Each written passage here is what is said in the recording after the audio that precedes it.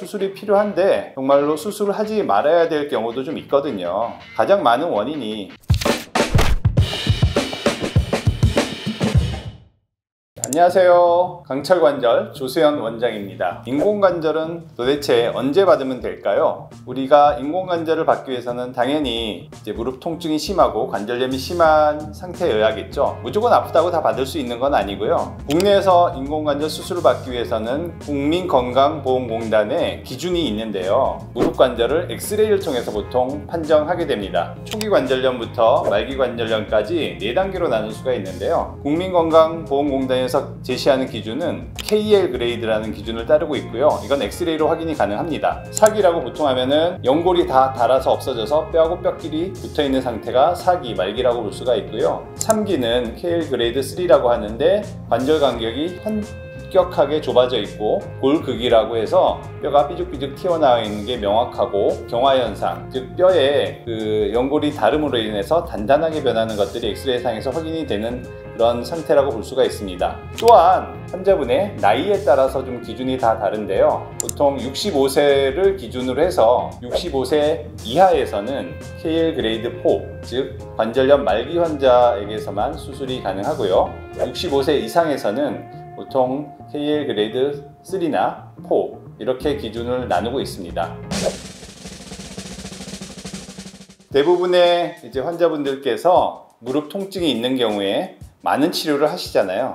그 통증이 대부분 먹는 약으로 진통소염제라고 합니다. 그런 엔세이드라는 진통소염제를 먹고 통증이 나아지면 굳이 인공관절 하실 필요가 없이 약으로 조절하시면 되고요. 보통 생활습관 개선이라고 해서 라이프스타일 모디피케이션, 무릎에 무리가 가는 무리한 활동이나 운동을 좀 피하시고 무릎의 건강에 도움이 되는 근력 운동을 하시면 훨씬 더 이제 도움이 되고 오랫동안 쓸 수가 있겠죠. 다음으로는 이제 약이나 이런 생활습관으로도 개선이 안 되는 경우에는 병원에서 주사를 맞거나 물리치료를 받거나 다양한 치료를 하게 되죠. 보통 주사라고 하면은 이제 연골 주사가 일반적으로 많이 알려져 있고요. 최근에는 DNA 주사 또는 콜라겐 주사, 여러가지 프롤로 주사 등의 다양한 치료 방법들이 있기 때문에 이런 것들을 다양하게 시도해 보는 것도 하나의 방법이 될 수가 있습니다.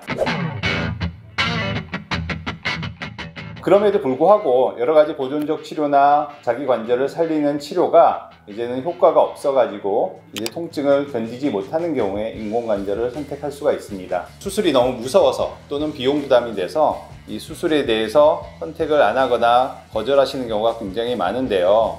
여기서 또 한번 고려해야 될 게 뭐냐면은 삶의 질입니다. 내 나이가 70인데 요즘은 70은 이제 굉장히 젊은 액티브 시니어라고도 볼 수가 있는데요. 통증이 있어서 그냥 활동을 안 하겠다 이렇게 되면은 이 삶의 질이 너무 떨어지는 거거든요. 나이가 들수록 활동도 많이 하고 친구분들 사회활동을 많이 할수록 오랫동안 살고 건강한 삶을 유지할 수가 있거든요. 근데 이렇게 무릎이 아파서 점점점 사회활동이 떨어지게 되면은 우울증에도 빠지고 만성 질환들이 같이 동반되게 되면은 굉장히 결국엔 안 좋게 되겠죠. 이런 경우에는 수술을 결정하는 것이 좋습니다. 그 다음으로 정말 좀 안타까운 경우가 종종 발생하는데요. 휠체어를 타고 오시거나 쩔뚝쩔뚝 하시면서 굉장히 통증과 불편함이 눈으로 보기에도 명확한 상태에서 오시는 경우가 많아요. 그럼에도 불구하고 자기는 수술하면 죽을까봐 또는 수술 후에 이제 재활하는 과정에서 무릎 꺾는 게 너무 힘들고 고통스럽다 이런 것들 때문에 수술을 하지 않고 참고 견디시겠다는 분들이 많아요.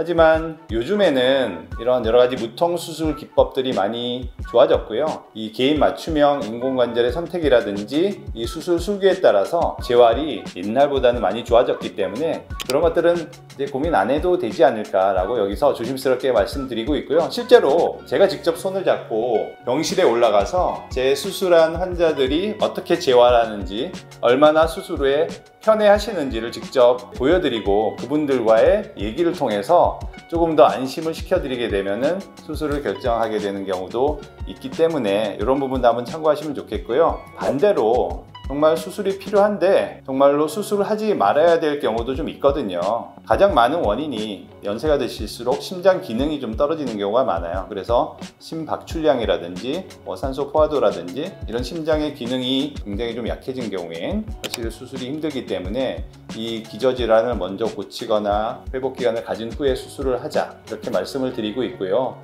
그 다음에 이제 콩팥 기능이라든지 간 기능이 많이 떨어진 경우에도 저희가 수술을 당장은 못하거나 좀 연기하자고 이렇게 얘기를 드리고 있습니다. 또한 어떤 굉장히 출혈성 성형이 많은 경우라든지 아니면 뇌졸중 등의 이런 후유증이 꽤 많은 경우에도 수술의 위험도가 있기 때문에 이런 경우에는 저희가 사전에 충분히 검사를 해서 안전하다고 확인되는 경우에만 수술을 권유를 하고 있습니다.